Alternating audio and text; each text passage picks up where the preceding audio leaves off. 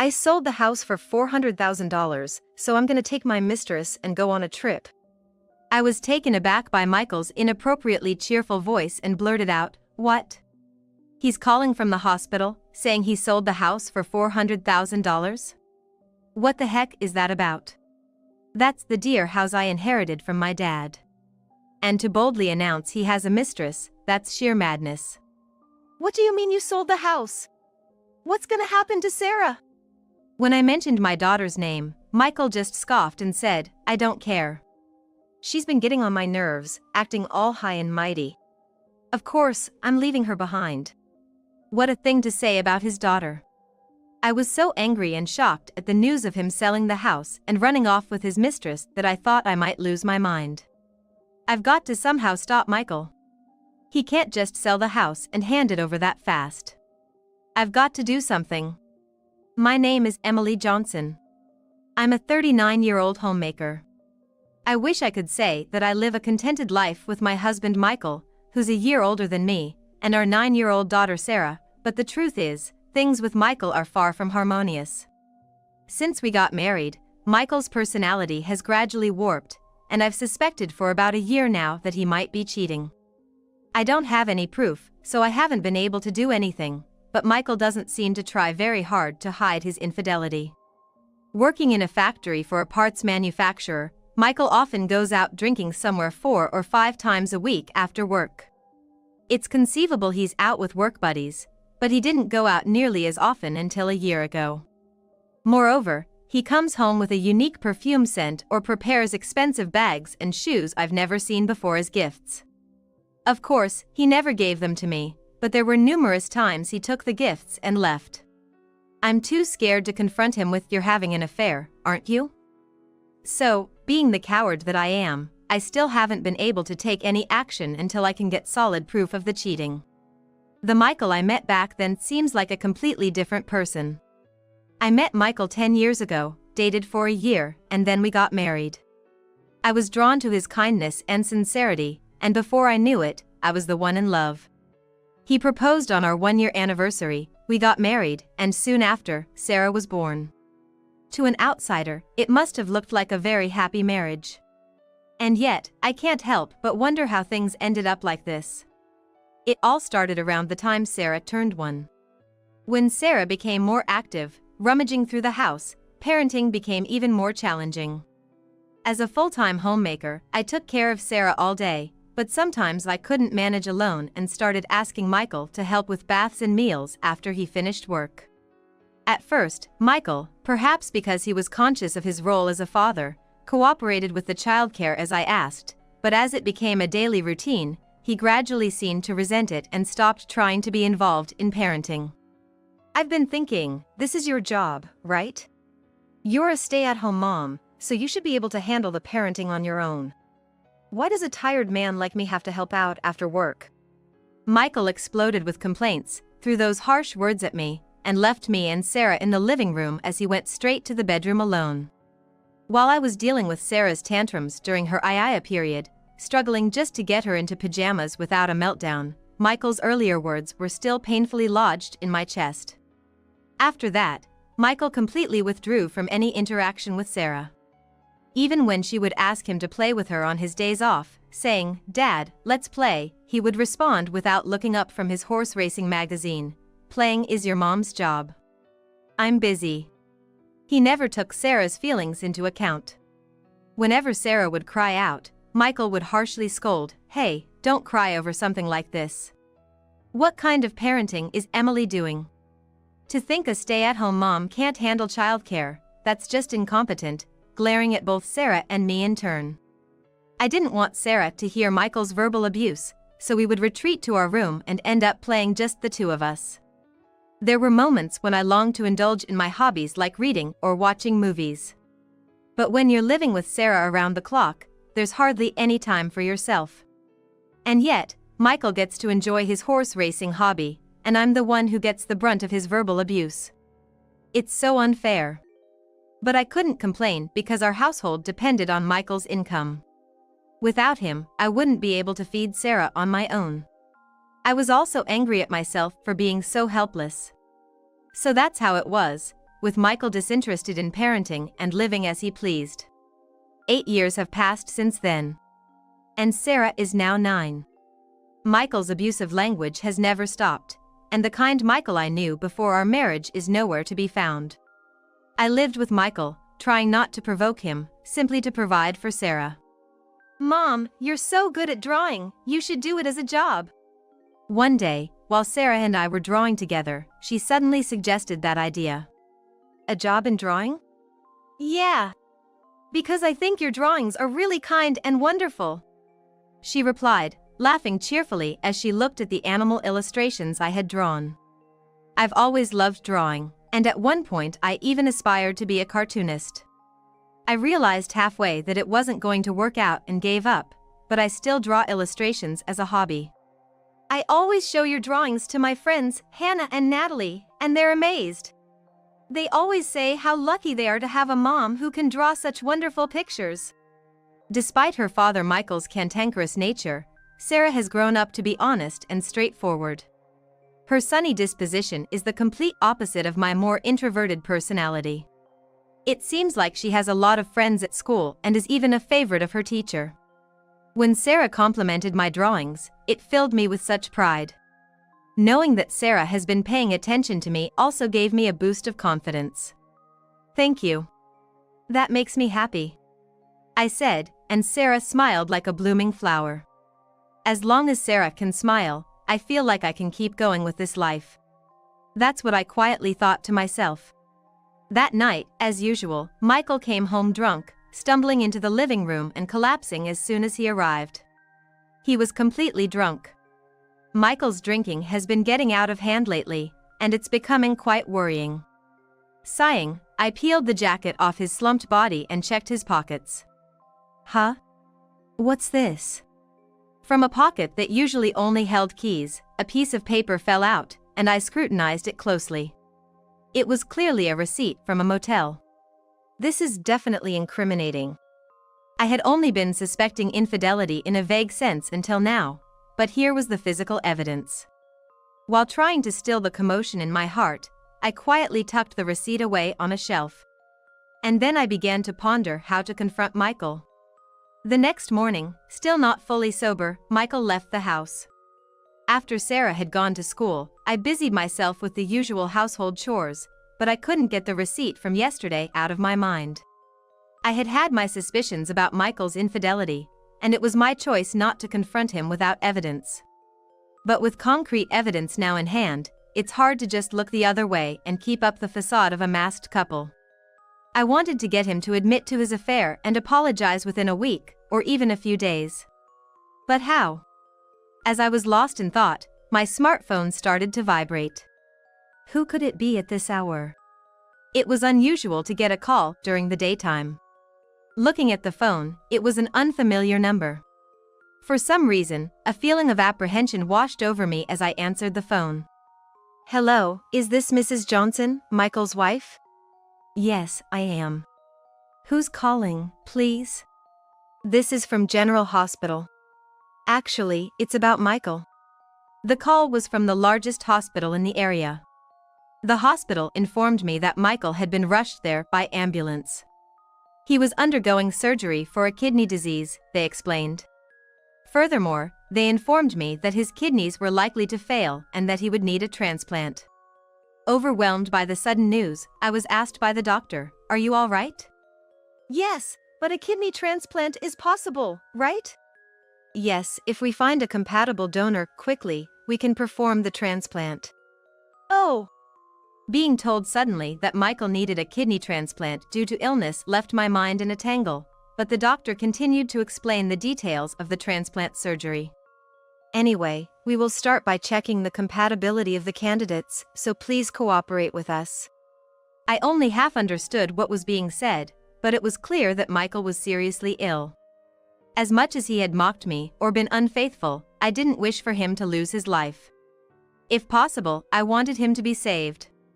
That night, I spent the whole time thinking about Michael's transplant surgery. Weeks passed, and we found out the results of the potential kidney transplant candidates within the family. Astonishingly, I turned out to be the best match. Michael's parents were alive but in poor health, and thus not suitable for the surgery. Since Michael was an only child, and I was the healthiest and had the same blood type, it turned out that I was the most suitable donor. If asked whether I had any hesitations, it would be a lie to say I didn't. However, nothing could replace the value of Michael's life. With that in mind, I decided to go through with being the donor for Michael's kidney transplant.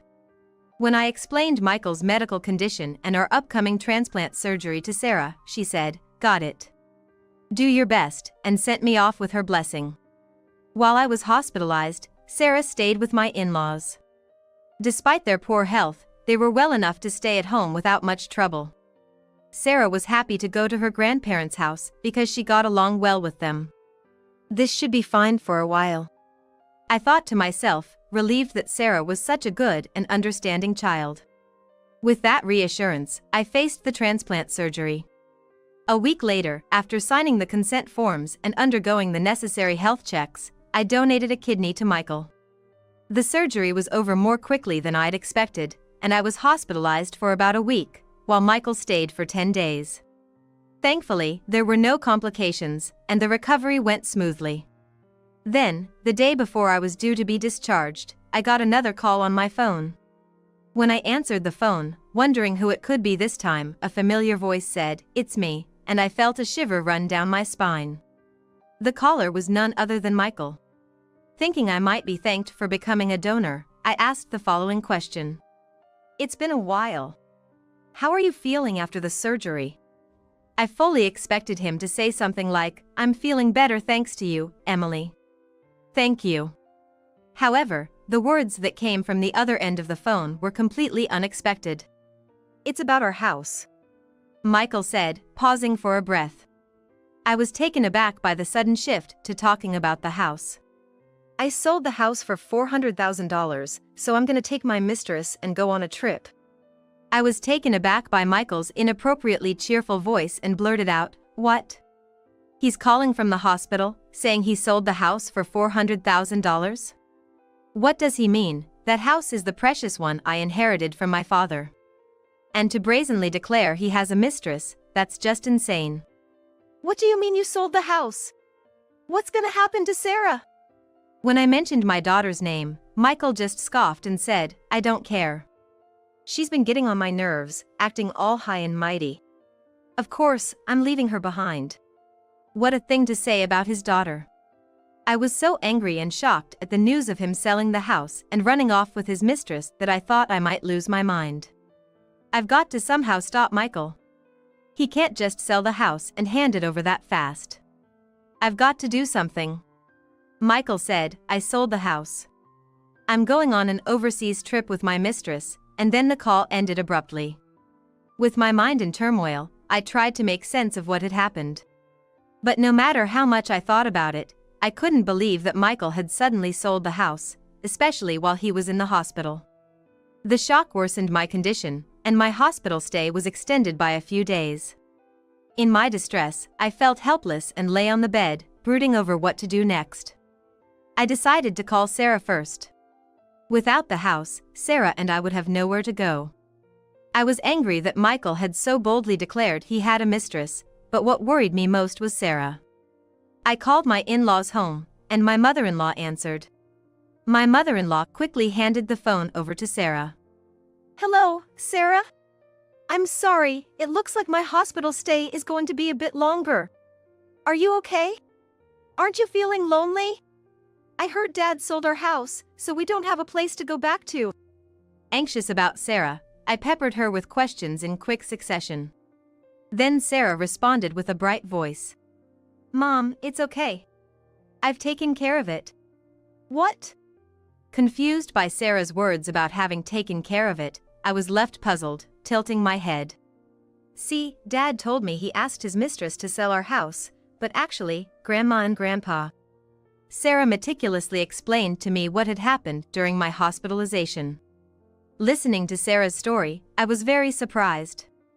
It was because an unexpected turn of events had unfolded without my knowledge. "So don't worry, Mom. I'm fine.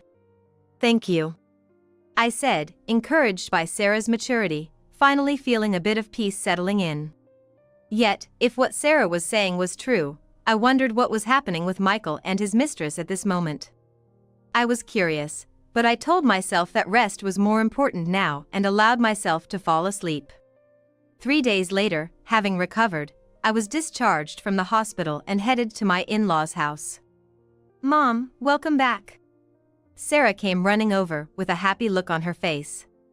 Behind her, my mother-in-law was smiling gently, saying, "That's wonderful.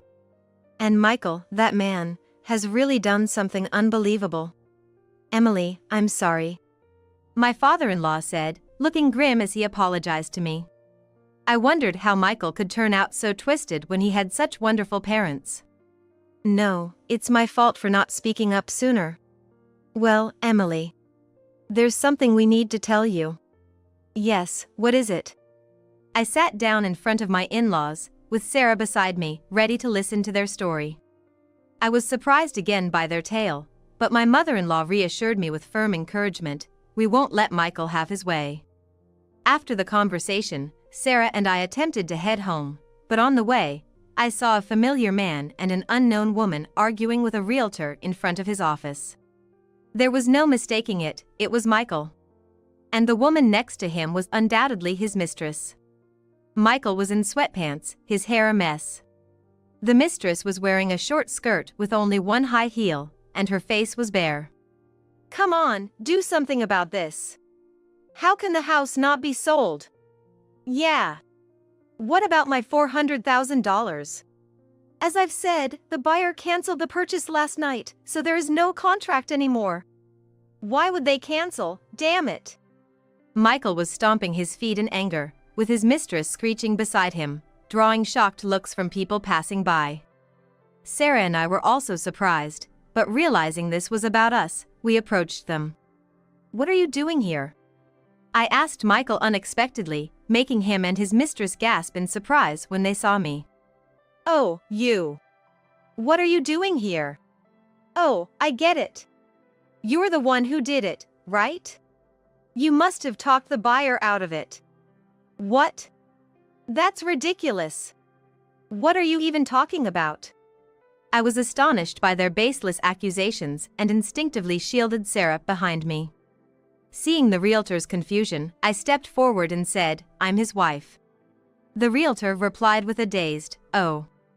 Are you kidding me with this cancellation? Because of this, we had to turn back right before boarding the plane, and now we can't buy a new house. And I still have debts from the money I spent on her." Michael was pointing at his mistress as he said this. I see. Finally, I understood what Michael was up to. Michael was trying to sell the house to pay off the debts from money he spent on his mistress and to buy a new place for the two of them to live. He knew very well it was the precious house I had inherited from my late father. How incredibly selfish. To think he would ignore Sarah and me, and even attempt to take away my most important asset is unbelievable. I was shaking with anger. "Excuse me, but isn't it you who is being disrespectful? What are you doing showing up out of nowhere? You're talking back to me? You wouldn't even be able to eat if it weren't for me." Despite the critical situation, he was still spewing insults. Disgusted with Michael, I continued speaking. "Do you really think you can sell my precious house without even discussing it with me? I'm the owner of that house. Did you forge the documents or something? And you've been bad-mouthing the buyer of the house, but do you realize that the people who were trying to buy it were your parents?" "Huh? What do you mean?" Yes, what I had heard from Sarah over the phone while I was in the hospital was that my in-laws had pretended to buy my house as a strategy to discipline Michael. My in-laws had heard about all of Michael's misdeeds from Sarah and were furious, saying it was unbelievable that he would do such things to Emily and his good granddaughter. My in-laws believed Sarah over their son because of her inherent brightness and honest nature. "I'll explain. Grandma and Grandpa knew about Dad and that woman, and they were really angry. I knew Dad was trying to sell the house, so I talked to them about it. That house is important because it's the one Mom's dad left to her, and they said it shouldn't be sold so easily. That's why they pretended to buy it before anyone else could." Sarah stepped forward and spoke confidently about the situation. What are you doing to me? Damn old man and woman. And you, sticking your noses in, shows what poor parenting you've had. Michael, desperate and defeated, let out a vulgar laugh. Sarah remained unfazed by Michael's attack. I, however, pulled out a piece of paper from my bag and thrust it under Michael's nose. I want a divorce. Seeing the divorce papers, Michael snorted and scoffed once again. Divorce? You said it. You're okay with divorcing? You think you can live without me? He seemed to think that as a homemaker, I would be lost without him. Perhaps that would have been true in the past. But now, I had a plan. Determined to shatter Michael's foolish assumptions, I opened my mouth to speak. You needn't worry. I'm going to receive a lifetime gift from your parents. What? A lifetime gift? What's that? Michael and his mistress looked bewildered. In fact, this morning, my in-laws said they had something to discuss with me, and it turned out to be about a lifetime gift. My in-laws were in poor health, uncertain when they might collapse. They expressed a wish to give me a part of their assets before it was too late. Naturally, I initially refused. I suggested that such a gift should go to Michael instead. However, my in-laws said, Emily, who has given us a lovely granddaughter, is more important to us than a son who can't even say thank you for an organ donation. With deep gratitude, I bowed my head and accepted the lifetime gift from my in-laws. It's your father and mother's decision. They said they wanted to give it to me, not you. Michael's face turned pale. And no wonder. The assets that should have been his were now going to his wife from whom he was getting divorced. That's dirty. That's not right. It's normal for a child to inherit their parents' assets. I'll talk to them now. If they won't listen, I'll take it to court. Michael glared at me with furious eyes, shouting. I sighed at Michael's shallow thinking. It's about time, isn't it? Perhaps it's time to deliver the final blow. Stepping forward and closing the distance to Michael, I locked eyes with him and unleashed my words. You're talking nonsense. This whole mess started because you belittled me and even took a mistress. It's your fault for spending all that money, right? Your parents made a completely justified decision. And do you even have the money to go to court? Even if you did, how do you think your past betrayals will look? Michael squeaked out as if he was squeezing out a scream.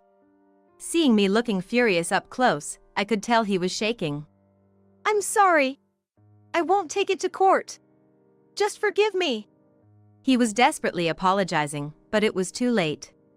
I glared at Michael again and delivered the final blow. For insulting Sarah and me, I'll be taking every penny of the compensation for emotional distress and child support. If you can't pay, I'll chase you to the ends of the earth to collect. Be ready for it. Michael and his mistress screamed and ran away. The realtor, who had seen everything, said to me with a posture as if his back gave out, "Thank you so much." No, I'm the one who should apologize for the trouble I've caused. Feeling uncomfortable staying there any longer, I took Sarah's hand and we headed home. Mom, that was so cool. Thank you for standing up for me, Sarah. Even in such a situation, a smile was on Sarah's face. I vowed to myself to protect her for the rest of my life. Later on, I was able to divorce Michael without any issues. The long-suffering marriage ended so easily. It was anticlimactic. I even wondered why I had put up with everything until now. It seemed Michael really did pour money into his affair, and he had to borrow money from somewhere. His mistress left him, saying she couldn't be with such a poor man anymore. Misfortunes often come together, and Michael's company had to cut back on staff due to a decrease in sales from a shortage of materials.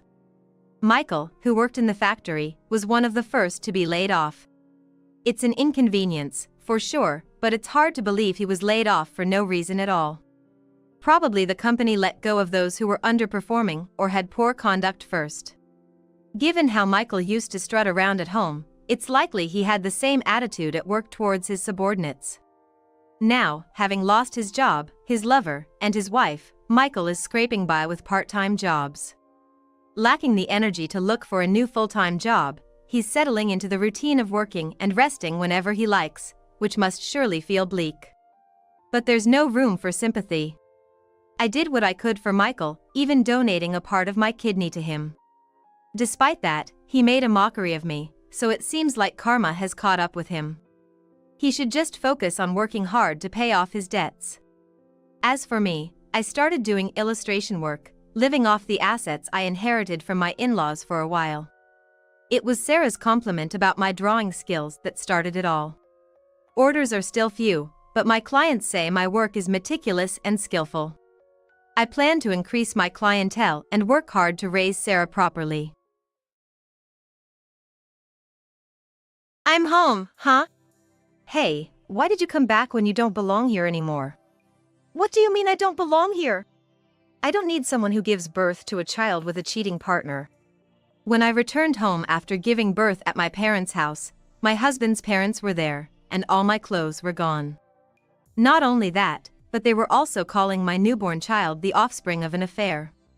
There's a limit to how much they can mock someone. Fine. I'll leave as you wish. But once I'm gone, where will you live? I'll live here, of course. I'll take this house as compensation for alimony. Do you really think you can do that? Because this house is. My husband was so confident until he heard what I had to say. Then his smirk disappeared, and he turned pale, collapsing to his knees. I'm Yasmin, a 31-year-old homemaker. I met my husband, John, through a friend's introduction, and we married after a year of dating. We both wanted children, but even after a year of marriage, we were not blessed with any.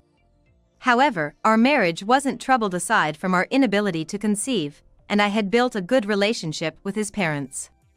This evening, my dad and mom are coming over. How about we go out for dinner? Sure, I'll get ready. We decided to go out for dinner with his parents that day, but I quickly realized it was my mother-in-law's considerate gesture. After a year of marriage and no children, I started to think there might be something wrong with me. So, I recently began fertility treatments. But there were no visible results. I heard there are many reasons for infertility, and we didn't know why we couldn't have children. The journey with no end in sight was exhausting. I was beginning to dread going to the hospital to face no progress and was thinking of giving up on fertility treatments, but then my mother-in-law reached out to help. She had undergone fertility treatments to conceive my husband, so she understood my feelings the best. She comforted me over the phone after my hospital visits. The treatments were costly and unproductive, and she probably sensed my despair from my voice. Until a year ago, she was a stranger to me, but I was grateful for her kindness. With her support, I kept going with the treatments. Before entering the restaurant, I whispered a thank you to my mother-in-law, who smiled back warmly. I was glad they were my in-laws and enjoyed the dinner as a stress reliever from my fertility treatment. Then my husband had to go on a business trip, and we had to pause our efforts to conceive. I heard that continuity is important in fertility treatments, so I was disappointed, but work is work. Maybe taking a break from the stress of trying to conceive would help me recover mentally. I tried to see the positive side. Even after he left, my mother-in-law visited me weekly to take care of my mental health. She was the only one I could talk to about the hardships of fertility treatments and the loneliness of being apart from my husband. Thanks to my mother-in-law, I didn't have to feel that bad. Half a year flew by, and my husband's business trip ended. I was feeling much better mentally and knew I had to refocus on getting pregnant soon due to my age. No way. Yes. Why are you shouting all of a sudden? What happened? I'm pregnant. Our baby is finally coming. Seeing the 2 lines on the pregnancy test, I cried tears of joy. It had been a long-awaited pregnancy. We had overcome periods of anxiety and unsuccessful fertility treatments. I was overwhelmed with happiness, but my husband just gave a strained smile. Maybe he's not happy. No, that can't be the case. Perhaps he was just shocked and needed time to process the news. I shared the joy openly and immediately informed my parents and his. Both sets of parents were overjoyed, and I was too excited to sleep that night. I decided to focus on a healthy pregnancy. But the next day, I assume you know, but I'm busy with work, so I can't help much around house duties. Don't bother me too much, okay? His tone wasn't harsh, but I was at a loss for words. I felt good that morning after finding out about the pregnancy, but what did he mean by that? His strange smile from the day before and now this. Maybe he wasn't happy about the pregnancy. But that couldn't be true. We had overcome difficult times together to reach this point in our pregnancy. He was busy with work, so maybe there was no deeper meaning to his words. I planned to return to my parents' house for a while, so I didn't take it too seriously. But my discomfort with my husband's attitude began when my morning sickness started. I don't know if it's morning sickness or what, but constantly buying ready to eat is expensive, and I can't relax after work. Give me a break, will you? Sorry. I'll cook tomorrow. There's no tomorrow for someone who can't do it today. He must be stressed out because he is tired from work. I felt guilty for not being able to meet his expectations for housework and meals due to my severe morning sickness in my first pregnancy. But morning sickness won't last forever. Once it eases, I should be able to do more around the house and hopefully, our relationship will get back to normal. I thought. I can't just be soft on myself, especially for our upcoming child and my husband, who's always working hard. I pushed myself to cook and do housework as much as possible, even with the morning sickness, but it seems my efforts didn't reach him. Gradually, he stopped coming home at night and began spending his evenings out. My hormonal imbalances from the pregnancy made me feel mentally unstable. I worried if we couldn't resolve our issues before the baby's birth, could we really build a happy family of 3? Such anxieties continued on the nights he was absent.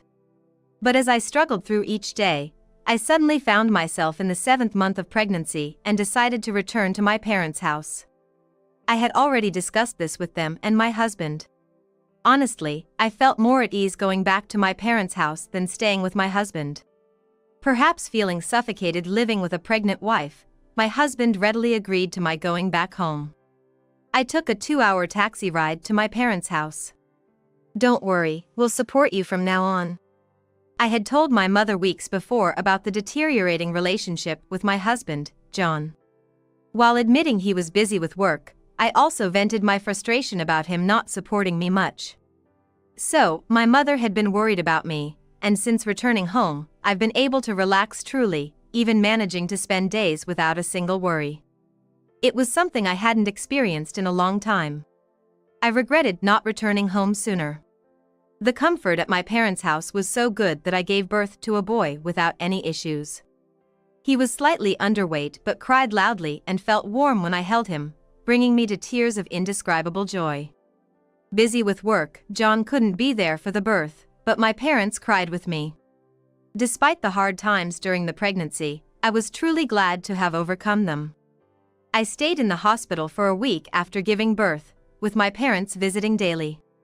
However, John was noticeably absent. He congratulated me on the birth but didn't come to see our baby. Though I understood he was busy, I couldn't help feeling angry. Was his work more important than his child? But the excitement of spending days with my son overrode these feelings. That week felt incredibly long, but finally leaving the hospital with my baby made me truly feel like a mother. Hello. I was discharged from the hospital today. Though I had informed her by email, I called my mother-in-law to talk. She had supported me the most until I got pregnant, and I really wanted her to be the first to see her grandson. But since she lived far from my parents' house, I planned to show her the baby once things settled down. John told me that you two are getting a divorce. Is that true? What? Instead of congratulations, she hit me with this shocking news. That couldn't be true. Although John and I had been on bad terms before the birth, it wasn't to the extent of divorce. It was just stress on both sides, and now was an important time to care for our son together. I had no idea why she would say such a thing, but I firmly responded. That's ridiculous. Please don't say such things. No, I'm serious. She then explained that John indeed intended to divorce me. At first, I thought it was a cruel joke, but my kind-hearted mother-in-law wouldn't do such a thing. Her words seemed far-fetched but not impossible. I calmed myself and decided to contact John. My heart raced and my body trembled as I dialed his number, hoping it was all a misunderstanding. Hello. Hey, what's up? What do you mean, what's up? Your mother told me that you want a divorce. I didn't care for pleasantries. I just needed to confirm his true feelings. He hadn't been there for the birth or even to see our baby afterward. Perhaps he really wanted a divorce and didn't care about us. That's why what my mother-in-law was saying was believable, but I couldn't believe anything until I heard it from my husband's mouth. Please let this be a misunderstanding. I prayed while waiting for his answer, but reality was not so kind. Oh, you heard already? Well, that's right. I can't live with someone who cheats with another man and has his child. A woman who cheats with another man. My husband, John, was under the misconception that I had an affair behind his back and gave birth to the other man's child. This was what I heard from my mother-in-law. It turned out that while I was away giving birth at my parents' house, John had been telling his parents that I was having an affair. I didn't know when he started to misunderstand, but his cold attitude towards me during my pregnancy and his absence at the birth were because of this reason. But did John really think I was cheating? Or was there some other reason he wanted a divorce?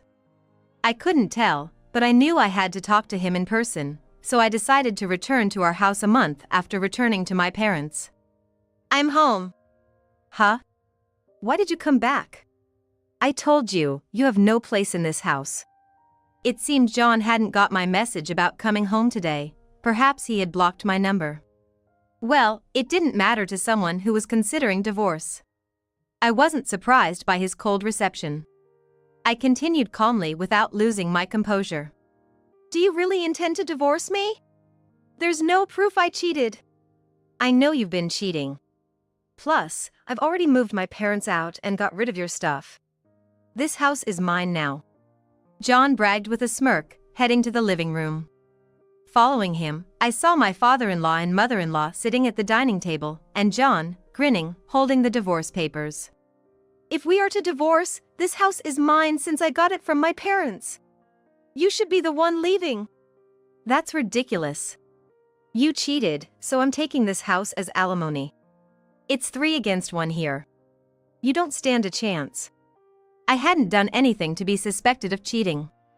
Seeing John's smirking face, I realized everything. He was framing me, thinking he had convinced his parents to be on his side. Was he under the delusion that by creating a 3 against 1 situation, he could take the house? He was gravely mistaken. I'm going to make him suffer from this, thinking that. I was about to argue, John said, we're moving out our stuff. The movers are here. But my mother-in-law retorted. Trapping your wife is despicable. We're leaving. John's face changed from confident smirking to palpable panic. But this was all part of the plan. He thought he had won over his parents, but he underestimated people. Without evidence, why would they believe his word? I had shared many concerns with my mother-in-law and built a strong relationship. Underestimating this was his downfall. After hanging up with John, I called his parents again. I shared what John had said and reiterated that I hadn't cheated. They then became my allies, confessing they had found John's recent actions suspicious. He had suddenly claimed I cheated and that he would take the house, suggesting they live together.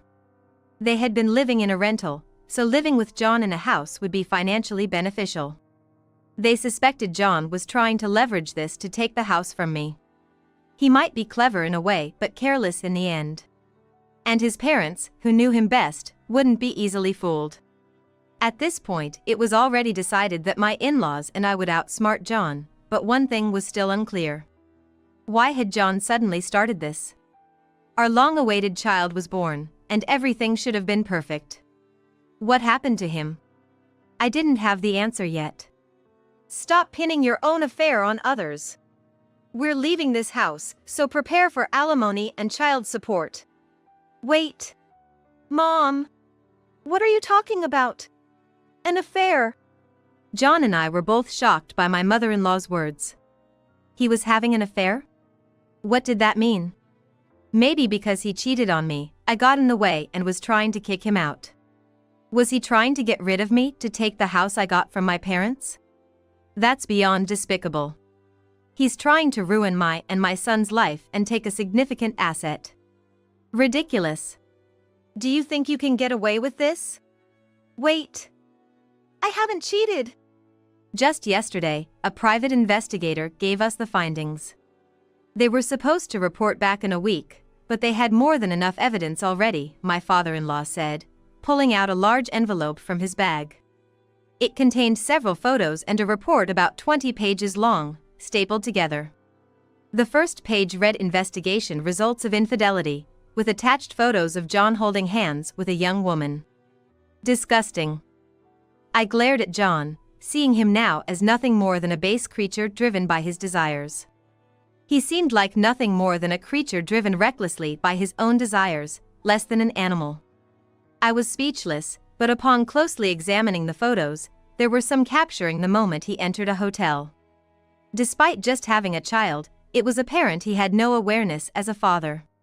My feelings shifted from anger to utter disbelief. Had I really spent 3 years with such a worthless person? This is over now. How are you going to excuse yourself? No. This is. Where's your responsibility as a father? You knew our marriage wasn't just about us anymore after I got pregnant. It was a momentary lapse. I'm truly sorry. There's no way a person who strays so easily can be a fit father. Don't joke around. My rage, which had subsided for a moment, returned in full force as my husband tried to make excuses. I let out all my pent-up anger, slamming the table and yelling at John, who must have been frightened by the sight of me for the first time. He seemed frightened by this new side of me, backing away a couple of steps, hiding the divorce papers behind him. What are you hiding? Just because you're in a bad spot now doesn't mean you can back out of the divorce. I'll grant your wish and ask for child support. No, wait. It's better than being a single parent. Enough. I'd rather raise him alone than have someone like you around. He was clearly using the child as a shield now that he felt threatened. Despicable. I wouldn't let such a man claim fatherhood. My anger escalated to the point where I was almost about to lash out physically when. We're sorry for the trouble. There's no need to get more upset. We'll take responsibility for our disgraceful son and ensure he pays child support. We'll make him leave the house today and handle the rest. I managed to stop myself thanks to my in-laws' intervention. I contacted a lawyer regarding divorce procedure in front of him. He nervously looked at me. Within an hour, his belongings were packed, and he left with his parents for his new residence. Left alone in the room, I felt a sense of loss for a while, trying to calm my mind, but gradually, I started to feel relieved about the outcome. If such a man had a hand in raising my beloved son, he might have turned out as terrible as him. It was a relief that I could prevent it at an early stage. Moreover, having my in-laws on my side until the end was a stroke of luck. I felt a bit guilty about burdening them with their despicable son, but my son was my priority. They understood and took him away, for which I was immensely grateful. I immediately asked the lawyer to proceed with our divorce. Then I decided to sell the house. My ex-husband knew its location, and I couldn't risk him showing up in a fit of vengeance. Being alone with my son, I wouldn't stand a chance if my ex-husband tried something. I also wanted to erase all memories associated with him. The house, initially bought as an investment by my father, was in a prime location and sold quickly. With that money, I could live comfortably without working for a while. My plan is to stay with my parents, benefiting from their support while raising my son, at least until he's a bit older. Eventually, due to school considerations, I intend to move to the city. But that's a conversation for the future. For now, I'm focused on settling our current situation. My ex-husband, under his parents' supervision, is working hard to pay me, with his wages being managed by them. I've been meeting with my in-laws every 6 months to show them their grandchild, and during our last meeting, they told me something astonishing. What? His affair partner was someone from his company? I thought he met her at a nightclub or something. Yes, that's right. We were just as shocked. It seems like it got out at the company. Because it was an office affair, he got fired. Now he's working at a factory owned by an acquaintance. He had a somewhat senior position, so he was pretty down after getting fired, but that's irrelevant to us. I never imagined his affair partner was a junior at his workplace. It's appalling to think that someone in a leadership position could behave like that. It's clear why such a person could easily betray me and our son. After getting fired, my ex-husband John also seems to have been cut off by his affair partner. While she's also to blame, it's understandable if she resents John for getting fired. However, unlike John, she's young and has a chance to start over. My ex-husband, who is old enough, had no choice but to work at a factory that was acquainted with his parents-in-law. He's now working at a factory, with his wages being managed by his parents. They've arranged to pay child support in installments. Since his living expenses are covered by his parents, most of his salary goes to me. But what he'll do after that is anyone's guess. It's unlikely that a divorced man with no savings will remarry, and he can't even live with his child he once so desperately wanted. With no goals or purpose in life, it's clear he'll spend the rest of his days filled with regret, a fate he brought upon himself. I think he should feel the mistakes he's made throughout his life and regret it forever. A year has passed since then, and I'm still living with my parents, cherishing my son. Next week, we have our biannual dinner with my in-laws. We maintain a good relationship, and they always look forward to seeing their grandson. Despite my ex-husband being the worst, I want to keep a good relationship with my in-laws. In life, it's crucial to have people who care about you and whom you genuinely value. As for people like my ex-husband, who fit into neither category, it's best to cut ties and enjoy my life. This place is practically my home now, so you better serve me well. When I got home, for some reason, my estranged mother-in-law was there, making an outrageous statement. What? Shocked by my mother-in-law's words, I blurted out in astonishment. I had been in Hawaii for my sister's wedding, away for 3 nights and 4 days. It seems that while I was gone, my mother-in-law had moved in and settled into our house. And the person who facilitated this was none other than her son, my husband. I confronted my husband about what all this meant, but what he told me was beyond my wildest expectations. My name is Emily. I'm a 29-year-old sales professional. During my student days, I was dedicated to my studies and landed a job at a major insurance company right out of college. People often refer to me as a career woman. Indeed, I love my job and have been working hard every day. However, I was hopeless in love, never having had a proper relationship. But then, a turning point came in my life. That day was busier than usual, full of appointments with clients. I was about to head to a client's house to finalize a contract but left the office at the last minute. Rushing, I grabbed the necessary documents and left the office. I hope I can make it in time, I muttered as I hurried towards the station. Just then, I thought I heard someone calling my name and turned around.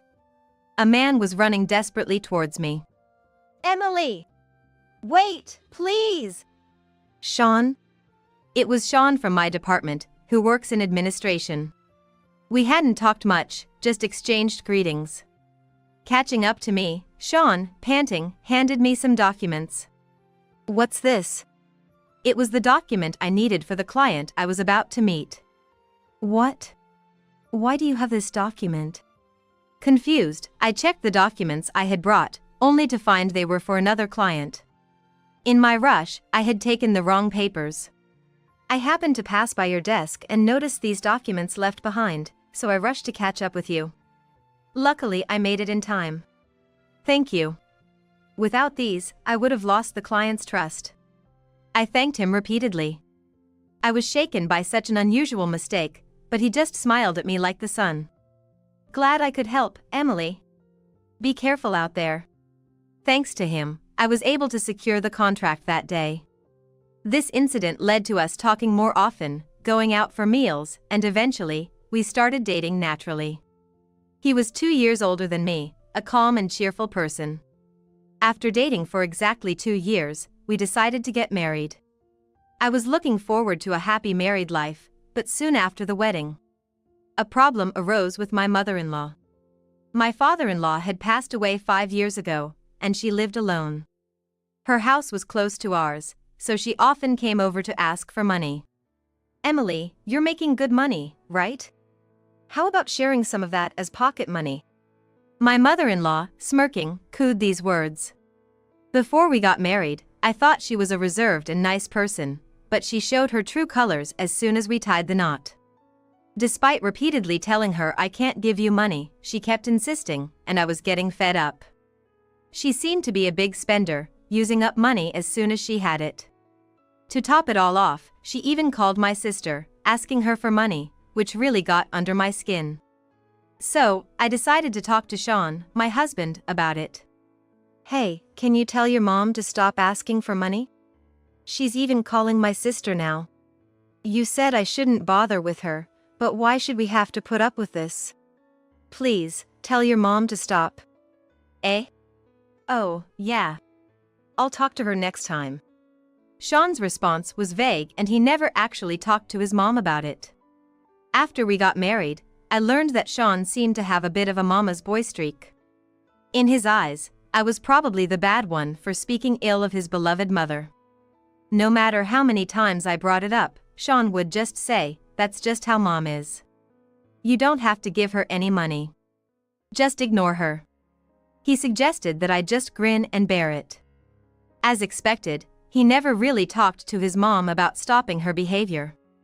On top of that, my mother-in-law constantly criticized the way I did household chores, which really annoyed me. Meanwhile, as she got older and her health declined, she began hinting at wanting to move in with Sean and me in our spacious house. Since she never outright said it, I avoided the topic. However, one day, Sean brought it up. "Hey, mom's getting older and feeling insecure, so she wants to live with us. I think it's a good idea. You're okay with that, right, Emily?" Sean asked this with a smile, but I firmly rejected the idea. "Live together? No way! I absolutely refuse." Sean didn't like my response and lashed out at me. "What's with that attitude? Mom's just trying to be nice by saying she wants to live with us. Then let me ask you, what's in it for me? It's stressful enough dealing with her constant money demands and never-ending criticism of my housework. Even living apart is already taking a toll on me mentally. There's no way I can live with her 24/7. What do you mean, what's in it for me? We're family. Did you marry me just for the benefits?" Our argument escalated into a shouting match and lasted for a while. In the end, neither of us budged, and our argument continued into the next day. In the midst of this, my sister's wedding in Hawaii was approaching, and I was busy preparing my dress and other things. My parents had passed away in a car accident 3 years ago, and since I'm estranged from other relatives, my sister, Katie, who's 3 years older than me, is the only blood relative I have. We've been close since we were kids and I could tell her anything, even things I couldn't share with our parents. I was as happy as if it were my own wedding when I heard she was getting married and was really looking forward to her wedding. The wedding date was set before Sean and I got married, so I planned to attend alone.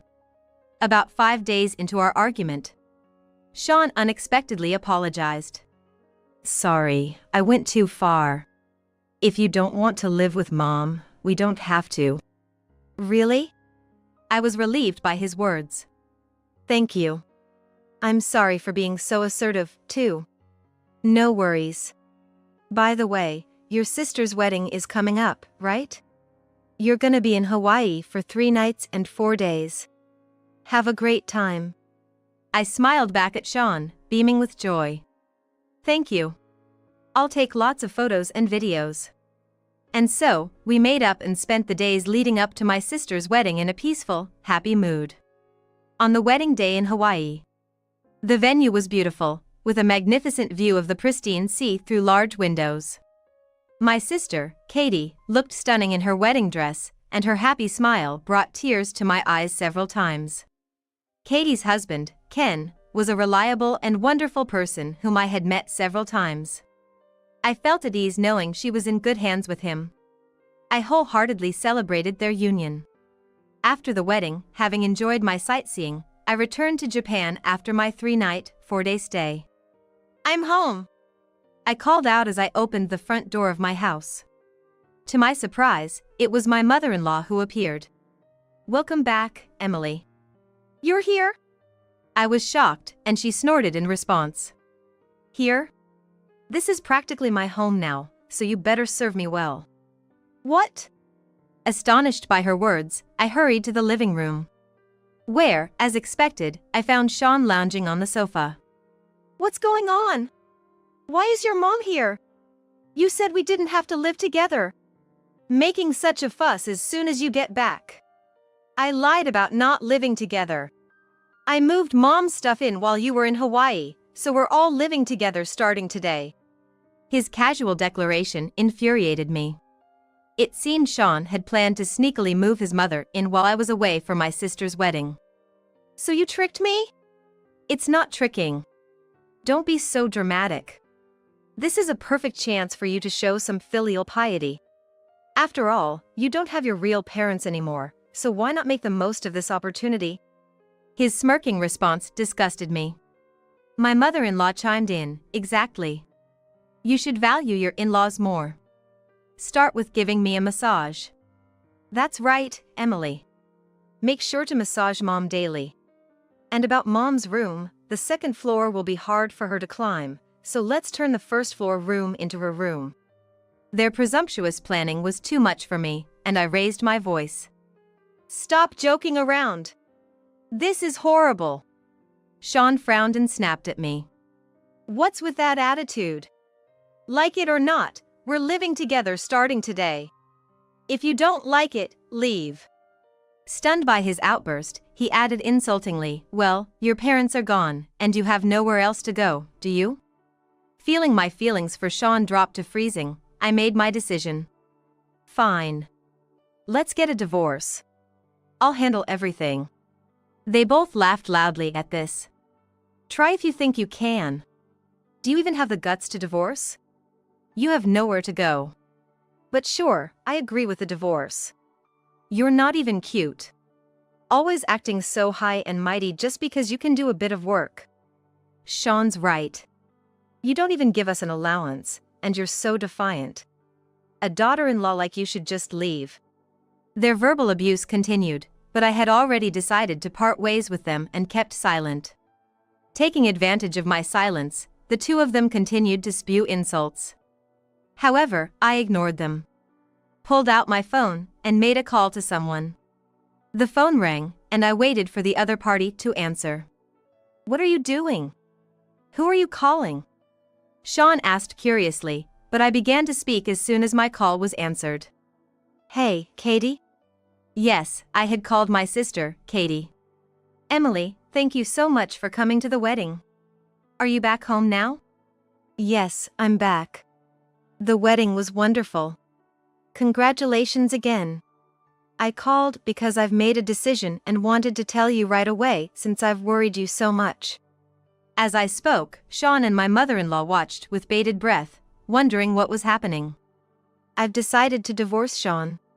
As for the house, it's too big for just me, and I have no plans to rebuild it. I'll take this opportunity to settle the house and land issue. I declared this confidently, leaving Sean and my mother-in-law stunned, exclaiming, "What?" My sister Katie was happy with my decision and said, "Let me know if there's anything I can do to help." I thanked her and hung up the phone. At that moment, Sean started yelling at me. What are you doing, deciding all this by yourself? You plan to clear the land and the house? Don't joke around. Yeah, right. After all, Sean is the legal owner of the land and the house, isn't he? You can't just decide something like this on your own. His mother's words made Sean falter, and he stammered, well, that is. Seeing their confused faces, I clarified firmly. You seem to be mistaken, but I am the legal owner of this house and land. What, really? But Sean said he was the owner. She raised her voice in disbelief, turning to Sean. You are the owner, right, Sean? Sean stayed silent, not answering her. I spoke to him calmly. I had a feeling, but you really did lie to your mother about being the owner. Why would you do that? Sean burst out. I was mad that you earn more than me. I couldn't get a loan for this house with my salary, so it ended up being in your name. It hurt my pride as a man. So, to my mom. So, you lied about being the owner to save face. I cut him off, and he admitted in a mumble, yeah, I did. I just kept telling her that until I started believing it myself. Sean and I work at the same place, but our jobs and salaries are quite different. Me in sales and him in administration. I earn substantially more, thanks to my hard work and the support of my colleagues. But honestly, Sean's salary was so low it was hard to believe he worked at the same company. Yet, there were others in the same clerical jobs as Sean who were earning a decent wage. Sean would say, working in a clerical job doesn't mean anything. It's not worth it. He lacked motivation at work and was always waiting for instructions. Even when he had tasks to do, he quickly delegated them to his juniors. His personality was likable enough that he wasn't completely ostracized in the department, but it was clear he wasn't a welcome presence. Despite his disdain for clerical work and tendency to slack off, Sean had no desire to transfer to another department or find a job that paid better. People's salaries go up when they get promoted. Unlike sales where your salary can decrease if you don't produce results, clerical jobs are stable, he would nag at me. With such a salary gap, it wasn't possible to simply split our daily burdens in half. Consequently, I was the one covering most of the mortgage and living expenses.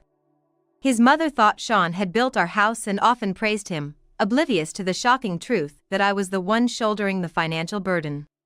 However, upon learning the truth, she turned to me, her face filled with panic, and asked desperately, Hey, tell me the story you just told is a lie, right? What will happen to Sean and me if you're really going to sell the house and land? I've already vacated my old house thinking I was moving here. I don't know. Sean and I are getting divorced, so we'll be strangers from now on. You two need to figure out your future on your own. As I said this coldly, Sean clung to me. Hey, let's not get divorced. I was wrong earlier. I got carried away. I can't do without you, Emily. Divorce is definitely off the table. Realizing his uncertain future, he desperately clung to me as if seeing the crisis for the first time. I sighed deeply. Do you think everything will be forgiven just because you apologize? I can't continue to be with you, Sean. I don't even want to see your face. I'm going to a hotel for now, but I'll proceed with selling the house and land. Hearing this, the two of them turned pale and trembled. I can't move out immediately, so I'll give you some time. But if you continue to live here without doing anything, I'll eventually take you to court and evict you. You should start looking for a new place to live. Saying this, I left the house with my belongings. Wait. Sean and his mother tried to stop me, but of course, I ignored them. Even after that, Sean kept dragging out the divorce, but I had recorded all the verbal abuse from him and his mother. The divorce was easily granted during mediation. My biggest worry, that Sean and his mother wouldn't leave the house, turned out to be an unfounded concern. Perhaps it was because I had firmly declared I would evict them through a lawsuit, but as soon as the divorce was finalized, they fled as if running away. Thanks to this, I was able to demolish the house and turn the land into an empty lot. While I could have sold the house as is, it seemed in this area, more people were interested in building custom homes than buying existing ones. Selling just the land seemed more appealing, so despite some demolition costs, I decided it was more beneficial to have an empty lot. While the land was being cleared, Sean and his mother, having lost their place, apparently moved to public housing. I chose a new place to live, moved in, and at the same time, quit my job. The reason for quitting was because I couldn't stand to see Sean anymore and didn't want to continue working in the same place. Plus, my new home was quite far from the company. Now, I'm working hard at a new job. This new job is actually at a company run by my sister's husband, Ken. I had been discussing Sean and his mother with my sister, and out of sympathy, she had been advising me to get a divorce. Ken had always spoken highly of my work performance, and after my divorce and quitting my job, he invited me to work at his company. I was officially headhunted by Ken's firm, which, like my previous employer, dealt with insurance. It was essentially a competitor in the same industry. At the new company, I've been working hard and achieving great results. Feeling liberated after the divorce, I can focus on work without any reservations, making my days enjoyable. I'm so glad you joined our company, Emily. You're getting great feedback from customers and bringing in contracts one after another. You've exceeded our expectations. Thank you so much. Ken praised me for my work, so I became even more motivated and worked hard every day. Word of my reputation even reached my old company, which regretted losing a valuable employee and was scrambling to recover. In an industry prone to high turnover, my divorce and subsequent job change made people treat Sean like a pariah. His inability to work independently became apparent once he was isolated. He had relied on his charm and likability to seem productive, but without that, he was just a lackluster mid-level employee. As the tasks he could handle dwindled, so did his connections with colleagues. Unable to bear the cold treatment, Sean eventually quit. I heard from former coworkers that his job search was tough, and he and his mother were living frugally. His mother started working part-time, but being naturally lazy, she didn't understand the demands of working in society. She frequently skipped work without notice and was quickly fired. She called me once, begging for help. "Emily, please, help us. I can't stand this poor life anymore. Sean's always irritable and yells at me. Please, take him back or at least lend us some money." Her cries seemed forced. Probably just to gain sympathy. I refuse. "Why should I help you?" I replied coldly. "Don't say that. We were family. Don't you feel sorry for an old woman like me? If getting back with Sean is too much, then at least give us some money." "I won't get back with your son, nor will I give you money. Don't call me again." I firmly stated my piece and unilaterally ended the call. Immediately, I blocked my ex-mother-in-law's number. Of course, I had already set Sean's number to be blocked as well. Since we were divorced and the property division was settled, there was no need for me to contact either of them again. Finally, I felt relieved to have blocked those numbers, just to be safe. A year has passed since then, and I'm still working hard at Ken's company. I don't have a boyfriend, but I'm done with romance for now and am satisfied with my current way of life. My sister and I remain close and meet often. Recently, I found out she's pregnant, and I'm eagerly looking forward to the birth of a new member in our family. One day, while working in the area where I used to live with Sean, I saw a man in shabby clothes, with messy hair and a bushy beard, picking up cans under a bridge. Taking a closer look, I was shocked to realize it was Sean. Seeing his pitiable state, I couldn't help but stop in my tracks. I had heard from former coworkers that Sean's job search wasn't going well because he limited himself to clerical work. With his personality and inherent cheerfulness, he could have found other jobs even if they weren't in administration. Back when we were still a happy couple, I had even suggested he switch to a field where he could utilize his talents. It pained me to realize that my words had never resonated with him. But we are strangers now. His current situation is the result of choices Sean himself made. It's not my place to say anything, so I looked away and walked straight ahead. I never thought of you as my mother. You just wanted to hog all of Dad's inheritance for yourself. In the midst of her wedding reception, my daughter suddenly shouted this at me. The room buzzed with whispers, and all eyes turned to me in an instant.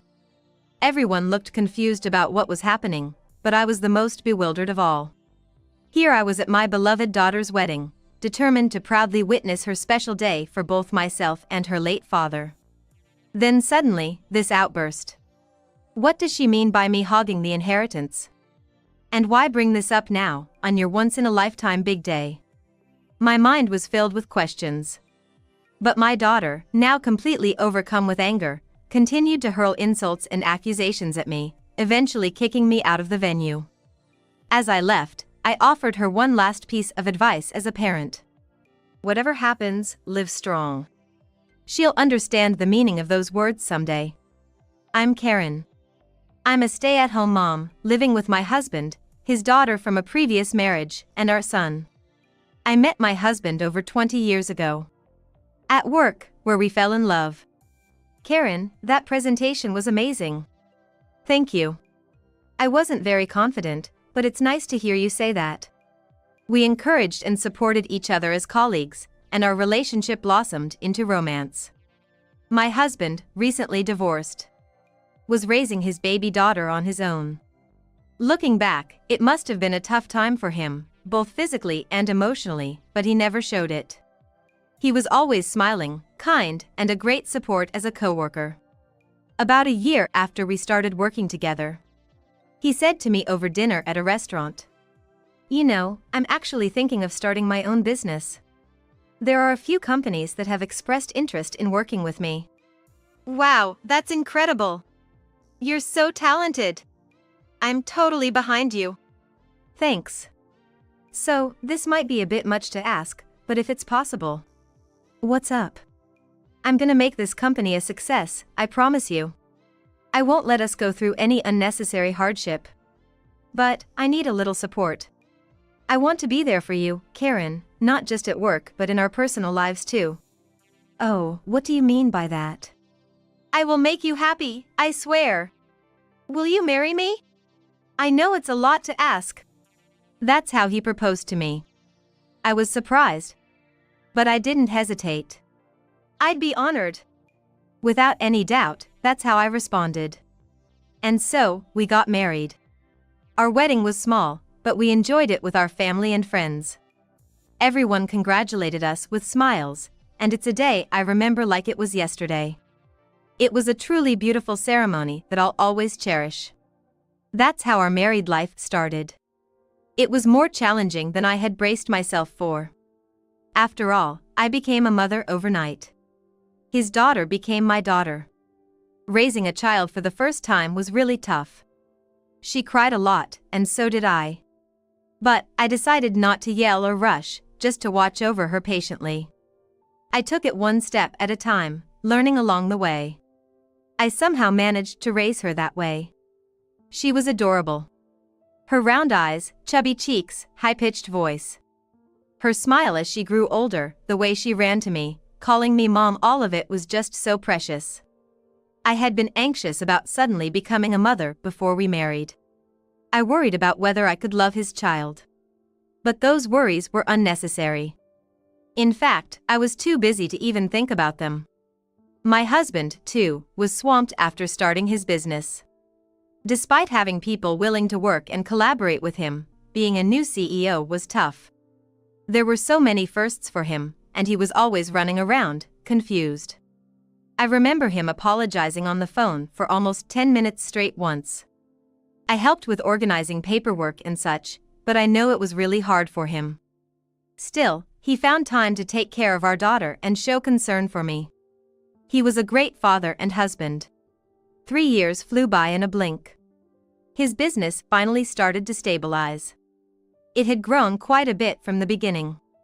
His promise of not letting us suffer was finally becoming a reality.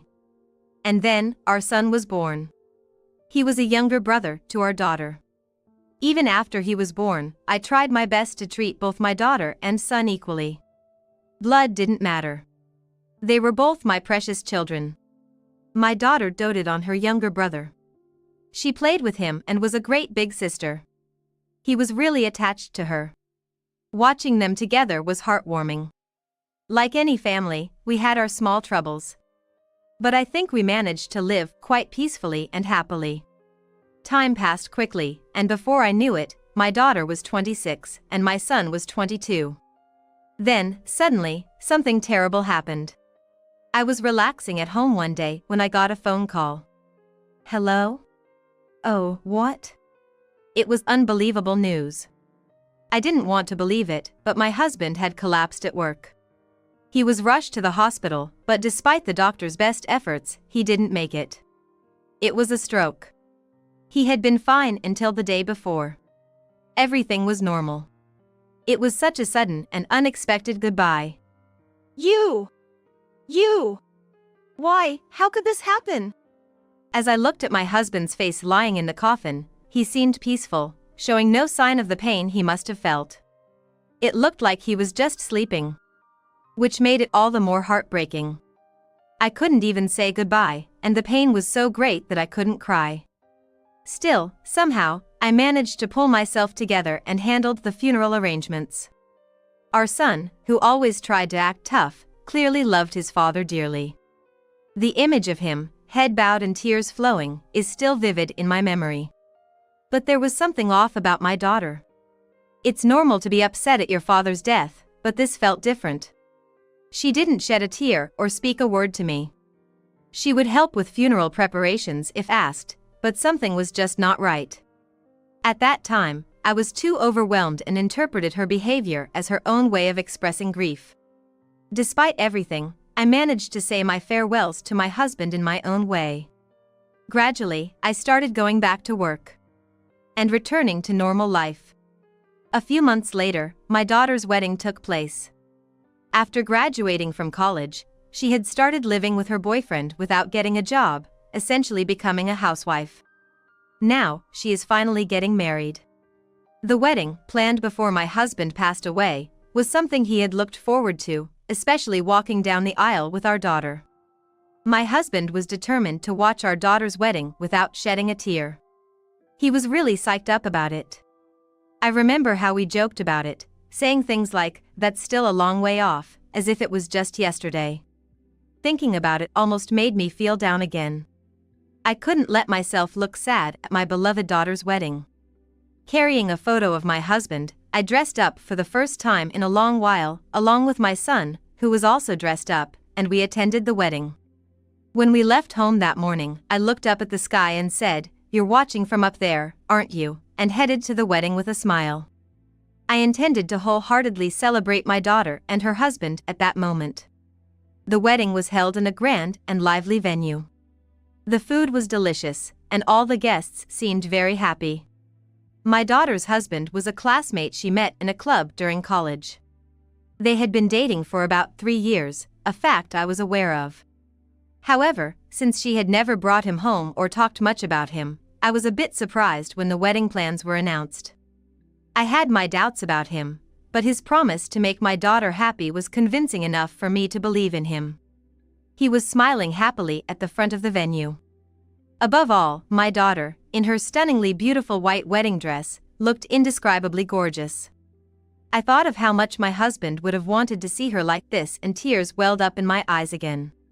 I had been crying from the beginning of the day. So, when the time came for the family message and she shouted, "This woman hogged all of my father's inheritance," I was in disbelief. It took me a moment to realize those harsh words were directed at me. I was so overwhelmed by the sudden shift from joy to shock that I couldn't understand what was happening. Why had things turned out like this? I thought my relationship with my daughter had been normal, like any parent and child. She became rebellious during her teenage years, but I thought that was typical for that age.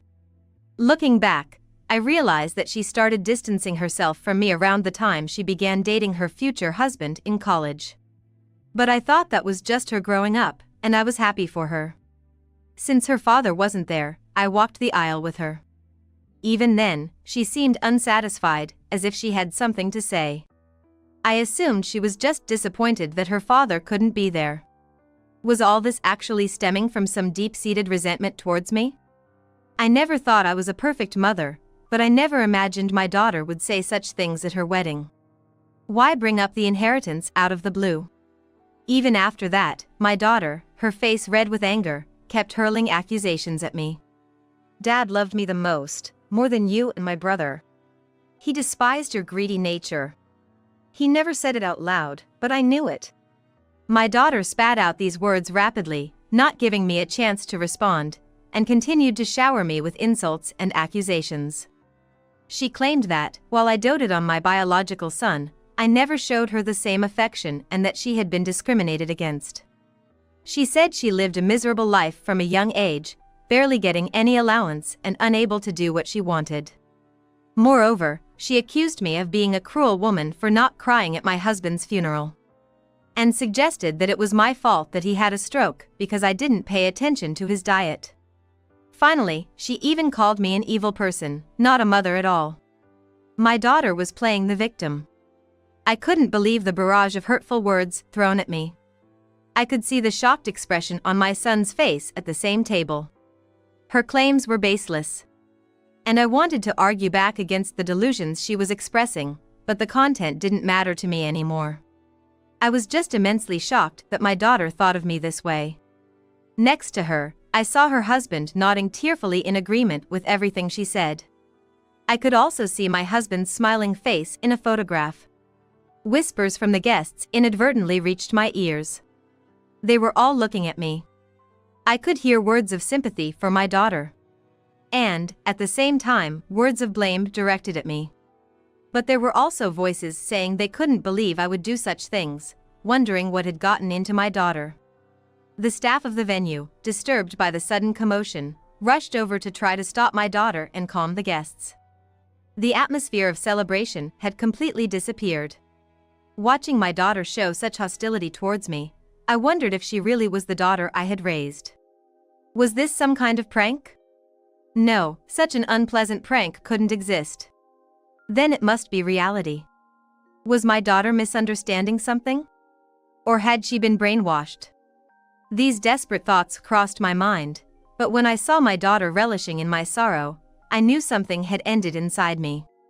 Finally, she marched up to me from the main table, pointed her finger at me, and loudly declared she was cutting ties with me.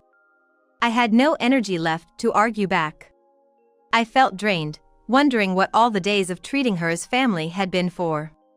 I decided to say one last thing to her as a parent. Understood. Whatever happens, keep going strong. With a triumphant look, my daughter turned her back on me, and I walked away alone, heavy-hearted. Soon, I heard footsteps hurrying after me. It was my son. Mom, is it okay?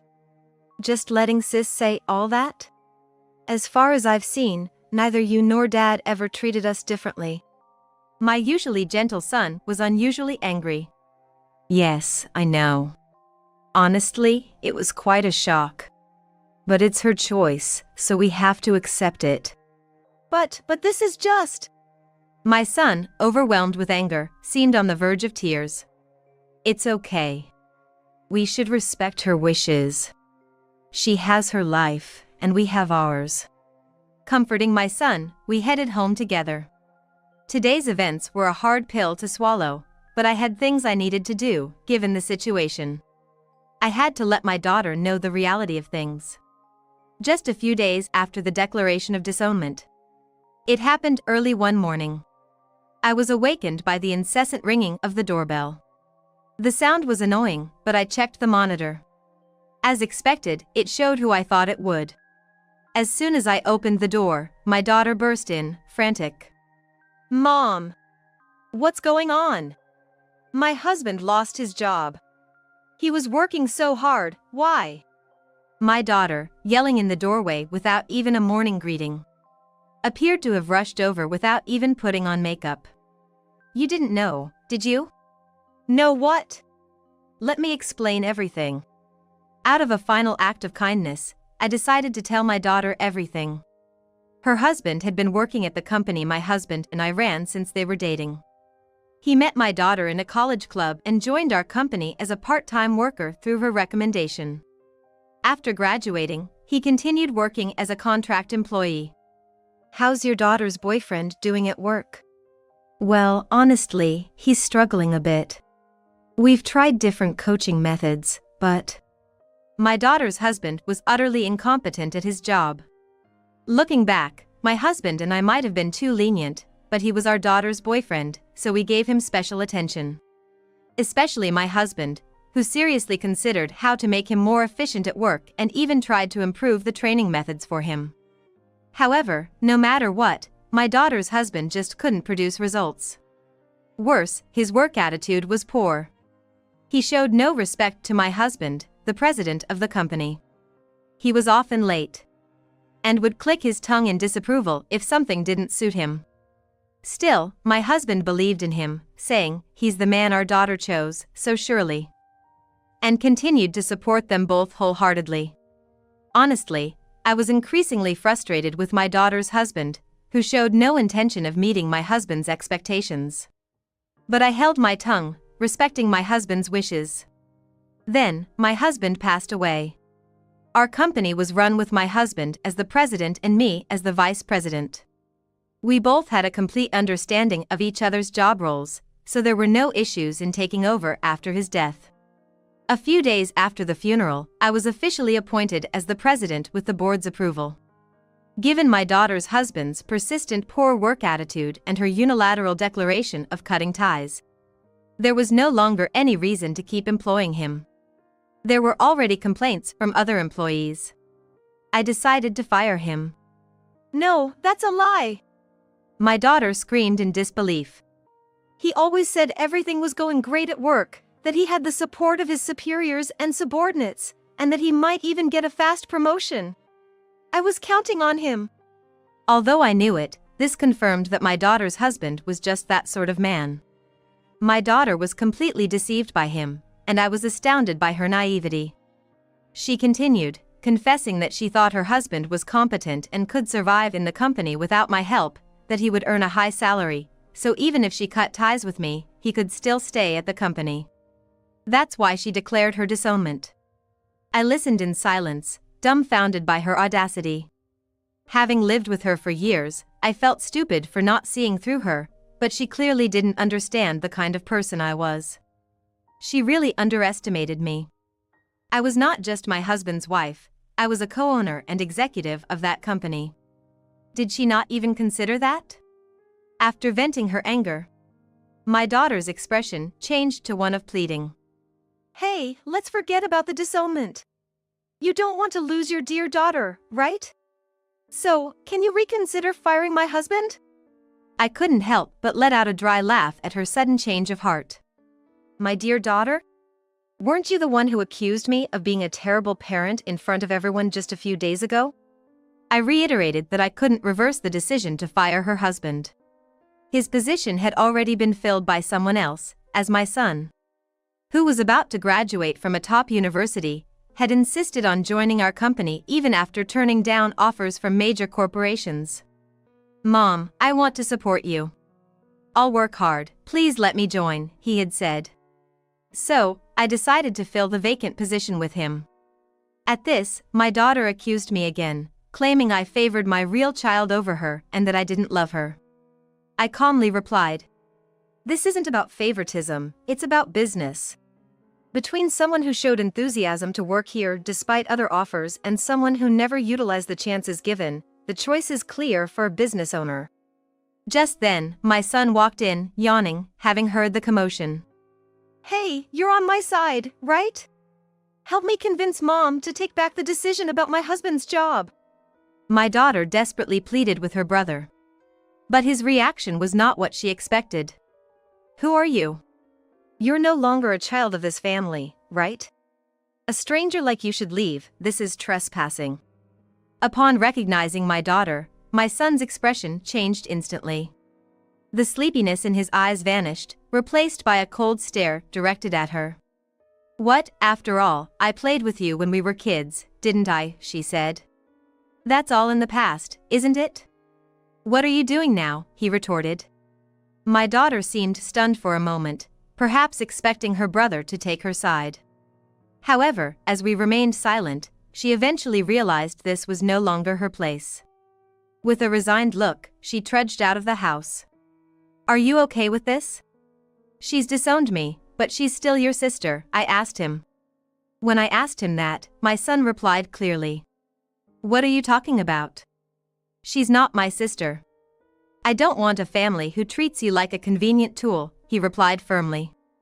I felt a bit relieved to hear my son speak so clearly. Later, he inquired about what happened to my daughter and her husband. He thought I might be worried about her and asked around. According to what he heard, my daughter's husband initially approached her because her parents were company executives.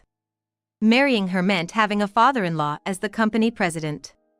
Even if he was incompetent or had a bad attitude, he believed a certain status and salary would be guaranteed, and he might even become the president himself someday. Such naivety. In a corporate structure, such nepotism doesn't work. But that's what he believed. When he suddenly got fired, it led to a huge fight with my daughter. It's all your fault for disowning your mother that I got fired. What? It's your fault for being brainless. You're just a leech living off your parents. What did you say? They engaged in a nasty blame game. Eventually, my daughter's husband decided she was of no use to him, declaring he never loved her, and left a signed divorce paper before disappearing. My daughter, perhaps still holding on to hope, searched for him extensively but hasn't found him yet. Whether they could reconcile even if they did meet is doubtful. Apparently, there were sightings of my daughter's husband in a busy area in front of a train station in another state. He was seen trying to pick up a woman carrying a designer bag and failing miserably. He was wearing ragged clothes and didn't look like he was living an easy life. The commotion at the wedding, whether true or not, seemed to be enough to alienate her friends, leaving her with no one to rely on after being abandoned by her husband. Now completely alone, she had to continue her daily life. Finding herself at a dead end, she had to take on her very first part-time job. It was the same kind of supermarket job she had once looked down upon as menial. However, having never worked before, she was naive about the ways of the world. She struggled, bullied by the senior staff for her lack of skills and poor work ethic. Her life wasn't easy, and she couldn't even enjoy her beloved fashion anymore. While complaining about everything, she was being toughened up by the harsh realities of society. As I told her at the wedding, I hope she continues to strive, no matter what. She's still young and has the potential to change her life with her own efforts. As for me, after my husband's passing, I reorganized some parts of our business and started a new venture. Something my husband had always wanted to do. I hope to eventually pass this business on to my son, who's still a new employee. Not showing him any favoritism, he's working as hard as any other staff member. I'm committed to growing the company my husband and I started, as a way of making up for not being able to build a good relationship with my daughter. My name is Amy Miller. I'm a 32-year-old who has been married for 7 years. My husband is a kind and hardworking man, and we've had a trouble-free life together. I only took maternity leave and have continued working ever since. We're what you'd call a dual-income family. Even before we had a child, my husband Owen was involved in parenting, and after becoming a dad, he helped even more with daycare drop-offs and household chores. I always thought I was more blessed than most wives out there. Then our child turned 6 and was about to start elementary school. I began to notice something wrong with my husband's health. Why don't you go to the doctor? But he didn't go because he was too busy with work. By the time he was willing to go, he was diagnosed with end-stage renal failure and needed a kidney transplant. His strength declined gradually, and as he became unable to work, he was forced to retire, and he couldn't even take care of our child properly anymore. As a result, everything fell on my shoulders, and I was spinning with the busyness of work, house chores, childcare, and taking care of my husband. My husband would whisper "I'm sorry" in a weak voice, which was heartbreaking, and I pushed myself even harder. But no matter how hard I tried, the mind and body are separate, and my body started to scream in pain. That's when my mother-in-law brought up the idea of living together. It's too much for you to handle alone, isn't it? Indeed, I felt I was nearing my limit. My mother-in-law lost my father-in-law soon after we got married and has been living alone ever since. She must feel lonely, but she never complains, and whenever I visit her, she greets me with joy.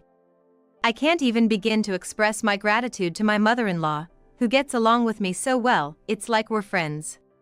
Tears flowed from the sheer difficulty of it all when she offered to move in. Living with my mother-in-law turned out to be a blessing beyond what I had imagined. While I was out working during the day, she would take care of the housework and the kids. My first grader daughter didn't feel lonely, thanks to her. Snacks were always homemade, and my mother-in-law would help her with her homework. She tended to my husband as well, encouraging him to do what he could on his own, but it seemed she often had to step in because he easily grew tired. When I got home, I would take over, but since I could do things faster than my husband could help, I often let him rest. Maybe that was my mistake, because gradually he stopped doing anything at all. I'm just feeling really sluggish. Unaware that it was just an excuse from my husband, I accepted it all, thinking he was ill. But it seemed like he believed that if he said so, he wouldn't have to do anything. As he did less and less, he began to look for distractions outside the home. While searching for a donor, my husband started going for dialysis 3 times a week. At first, during his 3 weekly hospital visits, he apparently went to the arcade and roamed around various places. He seemed apologetic each time, but he must have believed that my words, "That's great. You have enough energy to go to the arcade," meant that I was okay with him playing around. This way, he increasingly turned his attention outward, and before I knew it, he left everything to my mother-in-law and did as he pleased when he felt well. I can't blame him, he's sick after all. I kept telling myself. No matter how tough it got, even when I was too exhausted to move, I kept telling myself, I'm still okay, I can do this. Then one day, we got the call from the hospital, they had found a donor. And it turned out that the donor was me. Please, Amy! Give me your kidney! Upon learning that I could be a donor, my husband begged me on his knees. I was delighted at the thought of my beloved husband getting better. But if I stopped working, our family would quickly be in dire straits. There were risks involved with the kidney removal surgery, I was told by the doctors.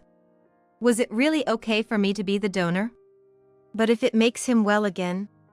I'm his wife, after all. With that excuse, I went through with the surgery. My husband cried with joy, thinking he'd get better. No more dialysis after this. Once the surgery's over, I'll be back to my old self. Not a single word of thanks was there for me. The surgery was a success. After a few days in the hospital, I went back to work.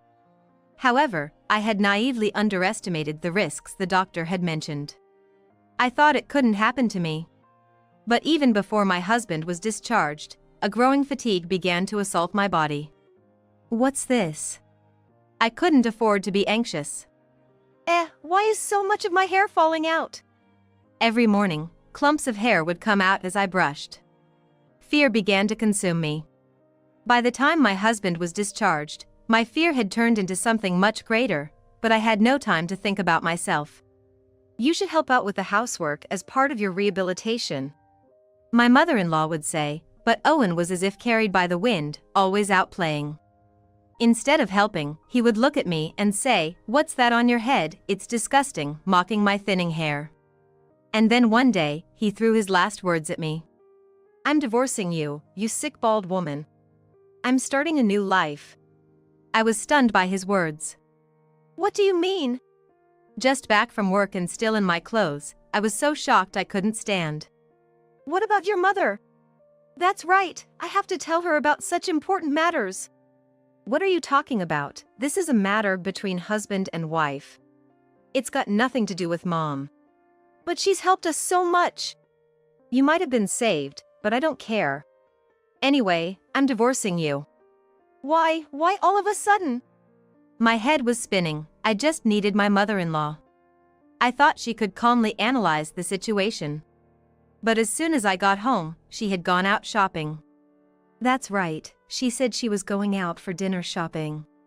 The moment I thought I had no one on my side, all the efforts I had made came crashing down. I have to solve this myself. I can't accept such an unreasonable proposal. It's not right for Violet if we get a divorce. I thought of our elementary school-aged daughter. But it seemed my husband wasn't thinking about that at all. Look, I've gotten this healthy, but look at you. That monstrous head of yours. It's unbearable to look at. But this happened because I gave you a kidney. So what? Don't act like you're doing me a favor. Sure, I asked for a kidney, but if I'd known you'd go bald, I would never have asked. How can you say that? I didn't choose to go bald. After all the pain I went through to help this man. You've been thinking this the whole time since you got out of the hospital? Yeah, I have. It's been torture seeing you every day. To think of waking up next to a monster for the rest of my life. It's just disgusting. That's cruel, after I gave you my kidney. You're gonna say that? Sure, I asked for it, but who would have thought it would turn you into a monster? But still. Just sign the divorce papers, all right. Here, sign this. Sign. What Owen had carelessly tossed to me was a set of divorce papers. Moreover, they were already signed and stamped with his name. Once you sign this, we're strangers. That'll be a relief, won't it? But what about Violet? She's still in elementary school. Wouldn't she be sad if her parents got divorced? She'll forget about it soon enough. It's no big deal.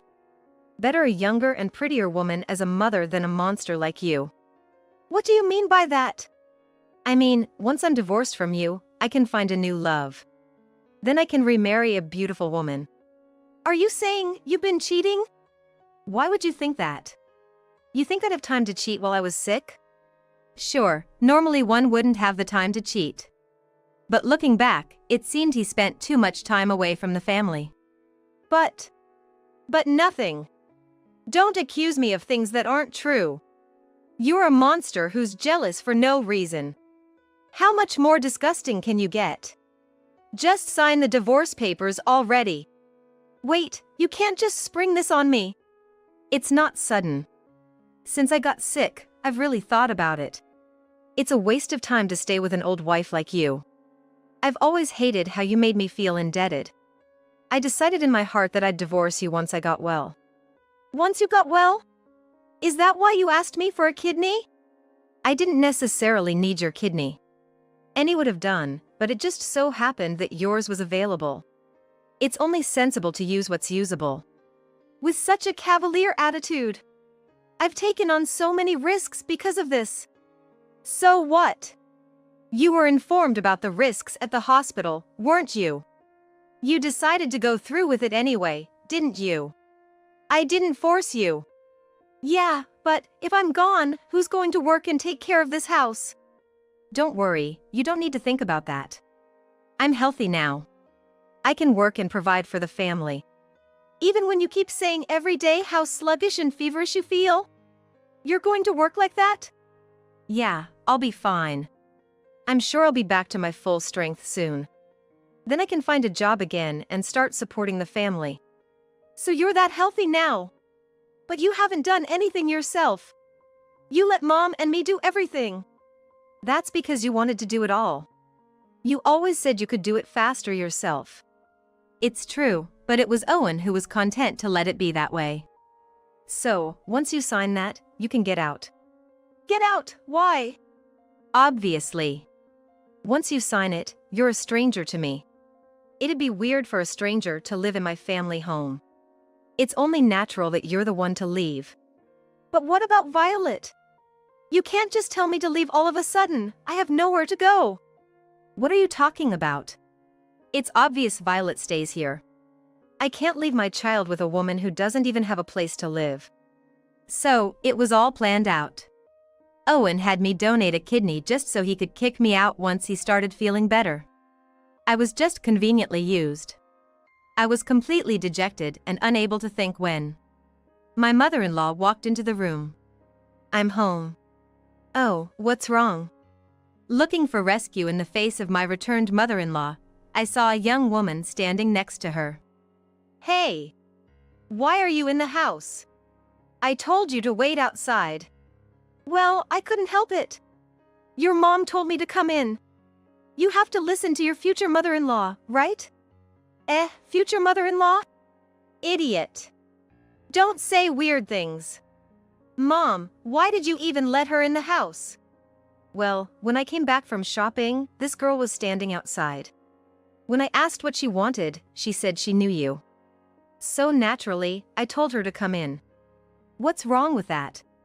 Isn't that what you'd expect? Indeed, that's expected. If someone is said to be acquainted with my husband, they would be let in. But this woman, who's said to be an acquaintance. What kind of acquaintance is she? Weren't you just an acquaintance? That is. Well, more than an acquaintance, I'm his girlfriend. And soon, I'll be family to your mother-in-law. Eh? What is this girl talking about? That is. Come on, Owen, say it clearly. That I'm your girlfriend and we're promised to marry. You've been cheating. But you just said you didn't have time for that? That's why. Why did you come into the house just because you were invited? Well, I wanted to see the bald-headed monster for myself. Owen said his wife's head has become so bald, she looks like a monster or a goblin. It's disgusting to think of being with that for the rest of his life. How could you say such a thing? No, Mom, it's not like that. So, since you're getting divorced and she's leaving this house, I won't get to see such a monster again. I was curious to see how much of a monster she is. And then, what a pity, she's wearing a wig. So, my husband and his mistress have been laughing at me? Are you saying you've been cheating? And that's why you want to divorce Amy? That's a divorce paper there, isn't it? No, that is. Amy, do you agree with this? Mom. I was just suddenly told about it. So, I'm in a panic right now. I don't understand what's happening. After all the devoted care she's given you while you were sick. What have you been doing? And he's telling me, after we get divorced, I have to leave this house. But I have nowhere to go. I can't give up Violet. Of course. Why would I let a child go to such a terrible man who can do things like this? But Mom, if you give Amy the child, I won't be able to see Violet anymore? I'm saying I'll take Violet for your sake. My mother-in-law was silent for a while, but when she spoke, it was something unexpected. Amy, sign the divorce papers. Mom. I thought, so I'm just the daughter-in-law after all. But then my mother-in-law said something completely different. If you sign the divorce papers, it's you who's leaving. Why should I leave? Whose house is this? That's Mom's. So that means I decide who lives in this house, doesn't it? I want to live with Amy. I don't want to live with a young woman who goes after someone else's husband. What's with this old lady? And about Violet. There's no way a woman who spews such nastiness can take care of a child. Besides, you're unemployed. An unemployed person with no fixed address can't raise a child. So, it should be Amy who takes custody of the child. That's absurd, Mom. What's the problem? You've been using your illness as an excuse not to do anything around the house. You hardly even look after Violet. Moreover, since you've been discharged, you've just been selfishly yelling around. Can't you see that Violet is scared of you? Why? Parents get angry sometimes, don't they? You're just shouting for no reason. Of course the child is frightened. That's not what being a parent is about. You're the one who has to leave. Mom, you're not on my side? I'm on the side of what's right. You're wrong. You betrayed a dedicated wife like Amy. How could I possibly be on your side? Damn it. Fine then. Owen grabbed the signed divorce papers and left with the woman. After they left, my mother-in-law kneeled down and apologized to me. I'm so sorry. I never knew he would do such a stupid thing. He didn't understand at all how much you struggled to take care of him. I can't ask for forgiveness, but please. You've done nothing wrong. Please lift your face. I'm sorry, it's my fault for raising him wrong. That's not true. My kind mother-in-law apologized again and again, blaming her upbringing. How could the child of such a kind person turn out like this? Every time I remembered my former husband, I just couldn't understand where things went wrong. 3 months later. As usual, living with my mother-in-law and Violet, I received a call from my ex-husband Owen. But I couldn't bring myself to answer the phone and just ignored it, yet Owen left a message. Thinking I might as well listen to it, I played the message, and it was as selfish as ever. Why aren't you picking up the phone? I'm in a serious situation here. Turns out I have liver disease now. I need another transplant. Your liver would be perfect for me. So give me your liver. Then I can be healthy again. Please, pick up the phone. My ex-husband sounded almost hysterical. I thought to myself how utterly selfish he was. When I told my mother-in-law, she looked pained. What do you think, Amy? I'm sorry to say this, but Owen is a stranger to me now. After everything he's said and done, I can't bring myself to give anything to him. Of course. You're not wrong. That must be divine punishment. I'm sorry. Don't apologize. I'm sure if you gave your liver, he wouldn't be grateful. Besides, if you were to get sick from the donation, it would be terrible for Violet. You're making the right decision. It's okay, that's the way it should be. If he contacts you again, just tell him straight. Thank you. And if God forgives, surely a donor will be found. If not, that's the punishment he's been given, it can't be helped. My mother-in-law said this with sad eyes. It was a hard choice for her, thinking of her son. It was a hard choice for her, thinking of her son. Yet, the pain of not being able to do that must be immeasurable. But she knew that even if I did donate, Owen's character wouldn't change. Continuing to be selfish and hurting me and my family, I found myself wishing he would just suffer alone. Then there was another contact from my husband. The number of calls was devilishly high, and the voicemails were full of bitterness because I wasn't answering. Out of frustration for not answering the calls, Owen came to our house. As before, when I returned from work, my mother-in-law had gone shopping, and I was alone in the house. I felt a slight fear of Owen's actions, as if he was intentionally waiting for my mother-in-law to be out.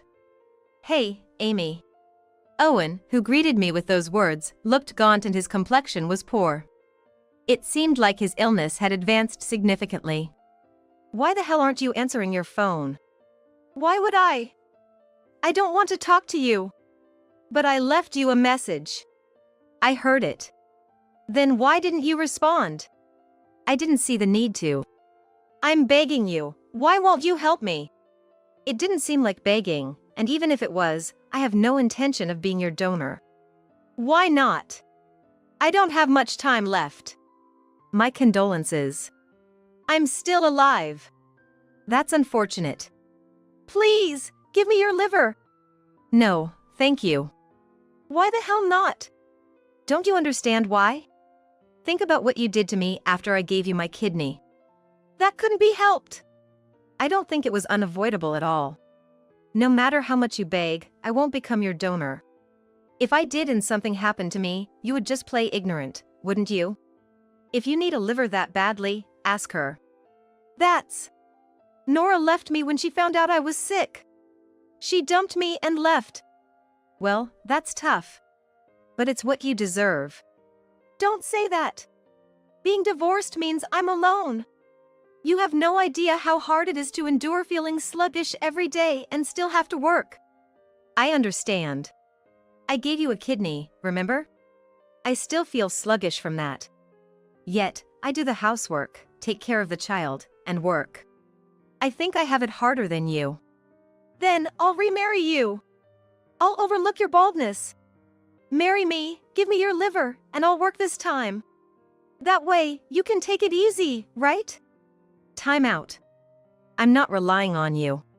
And marry me as if it's a favor from you? How can you even say that when you're in trouble? I won't give you my liver. Don't come back. Don't be like that. If you keep this up, I'll call the police, got it? Hearing the word police, Owen fled like he was running away. I thought that would be the last of it, but Owen had more outrageous plans. That happened a few days later. My mother-in-law contacted me to say that hadn't returned from school. Violet hasn't come back? Yes, she's usually back by this time. But she's nowhere to be found. I've looked everywhere. For a moment, Owen's face flashed through my mind. But surely he wouldn't take his own child. I dismissed the thought, but then Owen called. If you want Violet back, give me your liver. What? Owen? Yes, that's right. You must be worried about Violet, right? Give me your liver, and I'll bring her back. Violet must be the most important thing to you. How could you kidnap a child? I've only taken my own child. This isn't kidnapping. Unfortunately for you, we're divorced, and I have custody. A stranger taking a child is definitely kidnapping. I'm calling the police. You're prepared for that, right? Why does it end up like this? I just want your liver. I never thought of kidnapping. It's too late. If you had given me your liver, I wouldn't have had to do this. It's your fault, isn't it? Don't blame others for everything. You cheated and abandoned your family, and when you got sick, you expect help. And when things don't go your way, you kidnap your child. That's unforgivable. Why are you getting so angry? It's your fault. Enough. I hung up the phone and immediately contacted the police to report my child was kidnapped. The police quickly deployed to Owen's apartment and rescued my child. Violet came back to me with tears streaming down her face, clinging to me and crying. Afterward, Owen, who was arrested, reached out through his lawyer asking for forgiveness. It seemed he truly regretted it. What should I do? That's up to you, Amy. I'm his mother. I'd be happy if he's forgiven, but I also understand if you don't want to forgive. I can't tell you what to do. You're right. If I prioritized my feelings, I couldn't possibly forgive him. Since that incident, Violet has been afraid to go out alone. Considering he's her father, it's terrible to think what must have happened to make her so afraid. But Violet doesn't say anything when asked. Still, when I think of my mother-in-law. After carrying this maze-like worry for months, I ultimately decided to settle. Owen, having been released from detention, bowed deeply, apologizing. And then he started asking to remarry. I said selfish things about remarrying. I regret it. But in the police cell, I realized what I really need is Amy. Amy needs me too, right? Without me, it just won't do. So, if we remarry, I'm the best choice, right? Then you can take care of me again. I have no intention of remarrying. Why not? I care so much about you. While asking to remarry, his words betrayed that it wasn't really about remarriage. He's scheming to use me under the guise of remarrying. Stop it. I'll never marry you again. Since he brought up the issue of being a donor again, after discussing with my mother-in-law, I decided to move with my daughter. Learning of my move, my ex-husband became frantic, searching for me, but ultimately, he succumbed to his illness, passing away in fear. As for me, even though I left the in-laws' house, I keep in touch with my mother-in-law, and she even comes over to stay sometimes.